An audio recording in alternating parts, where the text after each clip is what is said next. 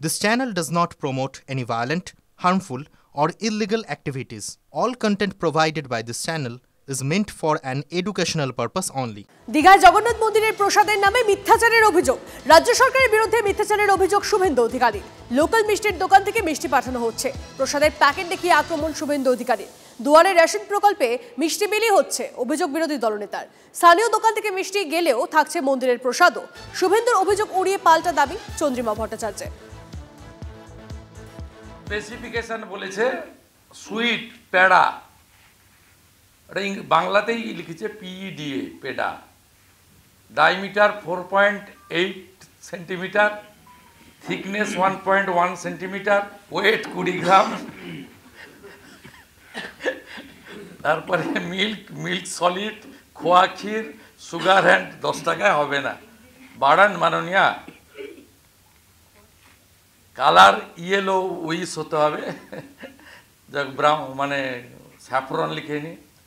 Sweet লিখবেন গজা, length হচ্ছে 3.2 সেন্টিমিটার, হাইট বলে দিয়েছে 3.1 সেন্টিমিটার, ওয়েট 60 গ্রাম।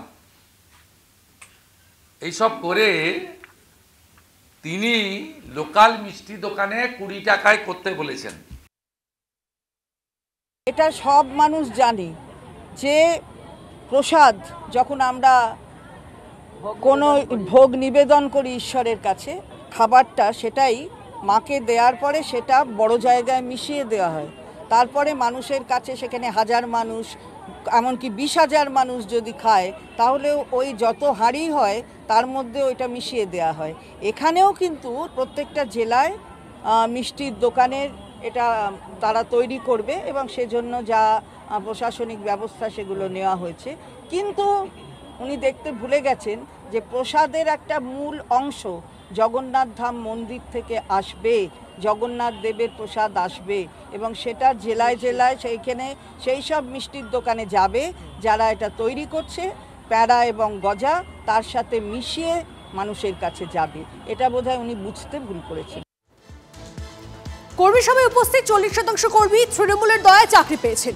নিয়োগ দুর্নীতি নিয়ে বিরোধীদের অভিযোগ মানলেন খোদ শাসক বিধায়ক মদন মিত্রই। কর্মী সভায় গড়হাজির কর্মীরাই।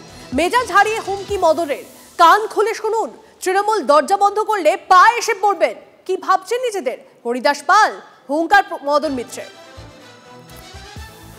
আমি দায়িত্ব নিয়ে বলতে পারি, এখানে আমি জানি না অন্য কোথায় কি বলবে। এখানে যারা আছেন তার অন্তত 40% তৃণমূলের দেওয়া চাকরি পেয়েছে, এর মধ্যে 40%। আমি মদনকে বলছি, এবার যারা পাননি তাদের মুখটার দিকে তাকিয়ে দেখুন তো তারা কি ভাবছে। যে আরে আমরা কিছু না পেয়ে ঘরের খেয়ে মনের মোষ তাড়াচ্ছি, আর যারা যারা পার্টিটাকে খুবলে খুবলে নিল, চেটে চুটে মাখন করে নিল পার্টিটাকে,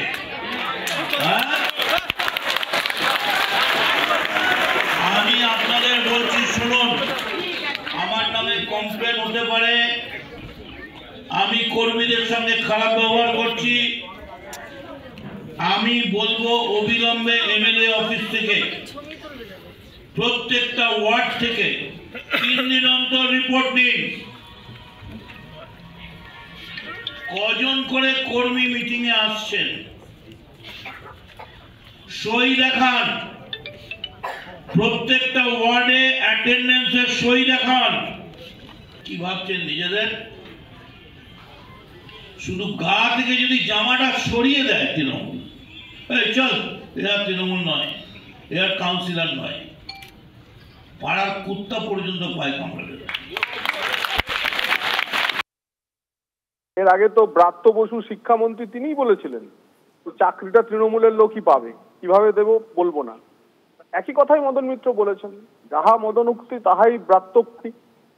তো সুতরাং এটা তো উত্তক্তি না, তো বোঝাই যাচ্ছে যে তৃণমূল মানে চোর, তৃণমূল মানে চাকরি বিক্রি করা সরকার, তৃণমূল মানে দুর্নীতির সরকার।